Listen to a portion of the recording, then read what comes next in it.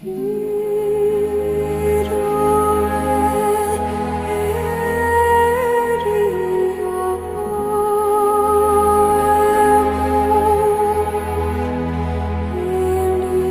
have their complete agenda.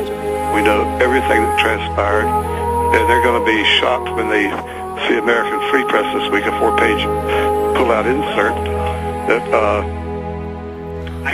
gives tells all about their mischief. As usual, it's, well, one interesting thing is they are very upset about Ron Paul. Their concern over Ron Paul fascinated me. Okay, but you specifically, this is coming from Bilderberg, from Trilateral Commission, same thing. Why are they still worried about Ron Paul?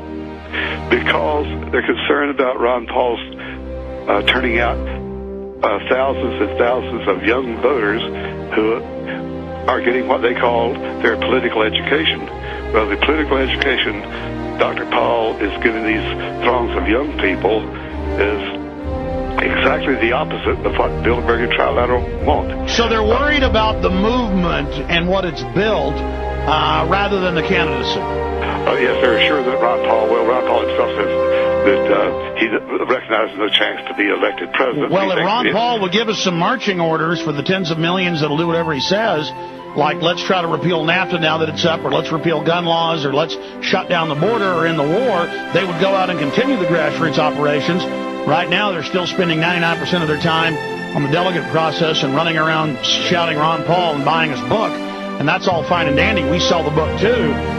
It's just that I think Ron Paul needs to understand he is the leader right now, and he needs to, I think, go ahead and give some orders, because an army that doesn't fight kind of falls apart.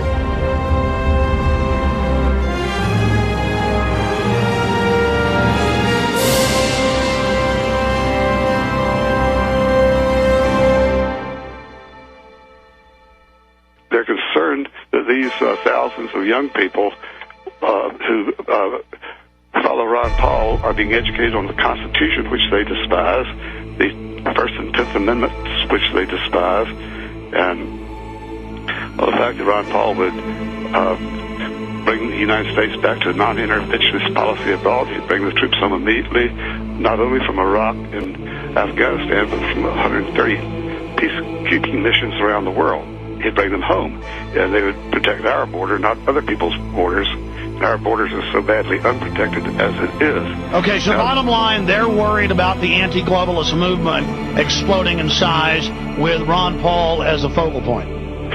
Yes, and with all these young people embracing, and traditionally young people are always considered left-wingers. In the 1960s, they all voted for McGovern, and they who was correctly opposed to the war, but also favored a whole lot of socialism. While that's right. So now they're not buying into fake conservatives, neocons. They're not buying into a foundation, establishment, gatekeeper liberals. They're actually waking up to the New World Order. And your sources were saying that that was one of the main topics. It was not actually on the agenda, but a lot of people expressed concern about Ron Paul. Did they talk about ways to counter it? No, they just raised the issue. We've got to do something about it. They want Republicans to pressure Paul to drop out now and stop his education rallies. And that assignment was given to Thomas Foley, former U.S. Speaker of the House, but he was a Democrat. But of course, all that. How is Foley going to go after Paul? Do we know from the enemy operation? He will call up old cronies in Congress, Republicans and Democrats, who will pressure Paul to announce he's dropped his campaign and is through making speeches, this exercise in futility. So the Trilateral Commission is putting a political fatwa out on Paul. You will see demonization campaigns, all of this suddenly heat up. Yes, but Paul is a strong man. He will resist that. Your answer is to cut both taxes and spending. You say that you would eliminate the IRS, the CIA, the Federal Reserve, the Department of Homeland Security, Medicare. I know that you used to want to end the FBI. I'm not sure whether you still support that idea, sir.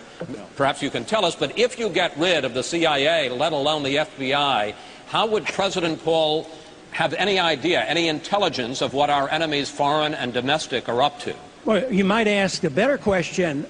Before 9/11, we were spending $40 billion a year. And the FBI was producing numerous information about people being trained on airplanes to fly them but not land them. And they totally ignored them. So it's the inefficiency of the bureaucracy that is the problem. So increasing this with the Department of Homeland Security and spending more money doesn't solve the problem. Yes, we have every right in the world to know something about intelligence gathering, but we have to have intelligent people interpreting this information.